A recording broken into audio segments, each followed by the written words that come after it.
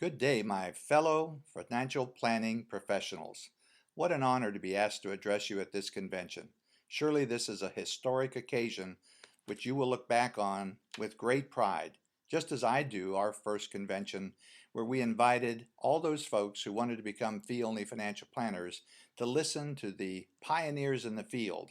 There were 7 pioneers back in the 70s, early 70s, and at the end of we had a little session and we invited all these people and we spoke for 3 days, literally.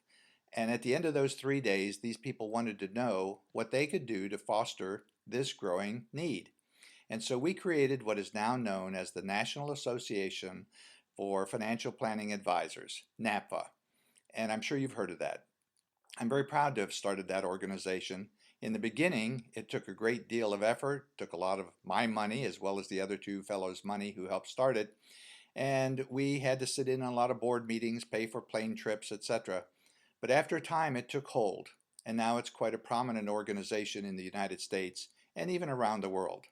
So you could look forward to that.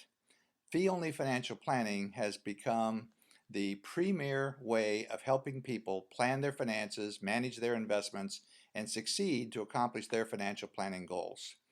You know, in the beginning, everyone would say things like, well, you have to pay commissions anyway, so why should we pay you a fee and then go pay commissions? Or we would hear the objection, so-called double dipping.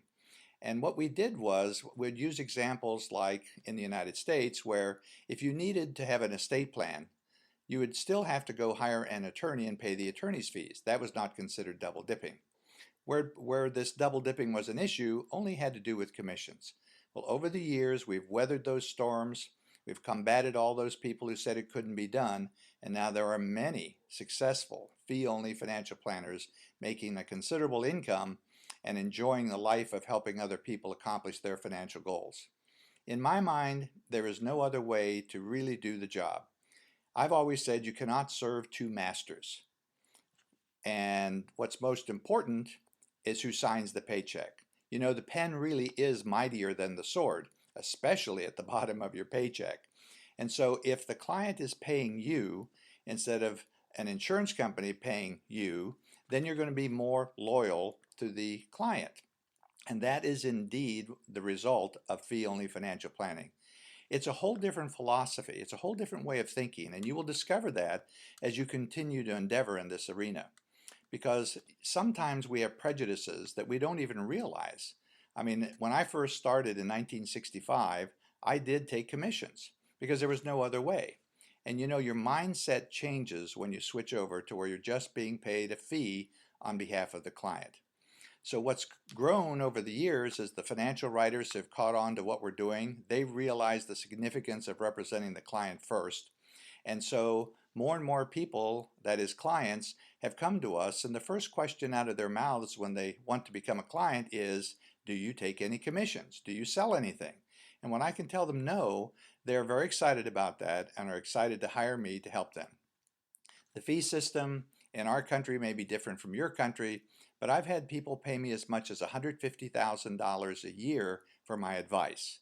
And yes, we manage everything from budgeting to insurance to investing to starting new national companies, real estate, you name it, we've done everything. Now, we're not experts in all those things, and so as a good fee-only financial planner, you are able to bring in the top experts, and those experts then benefit your client the most. And indeed, all of us are looking over each other's shoulders. In the US, we have an attorney, we have an accountant, we have an insurance person, maybe a retirement plan person, etc. And all those people look over my shoulder and I look over their shoulder, and guess who gets the benefit? The client. Because we're all agents for the client. We're all trying to make sure that what we do is looking good in the eyes of the client. This will help you build your practice. So as you talk to people and point out to them that you're working for them and them alone, they'll be very excited about that. I think if you just promote that, that'll be most promising. I'm so proud of you for getting together. I'm so proud of you for pulling this idea off.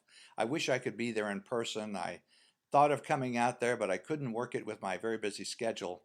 But I would love to come sometime, greet each and every one of you, and remind you of this convention when you look back 5 years from now, 10 years from now, and say, wow, what a start, and how proud you are to have been founders and build such a new, wonderful program for clients who deserve only the best, your best, and that's what you're going to give them as you continue to grow in this profession. Once again, thank you so very much and have a wonderful convention.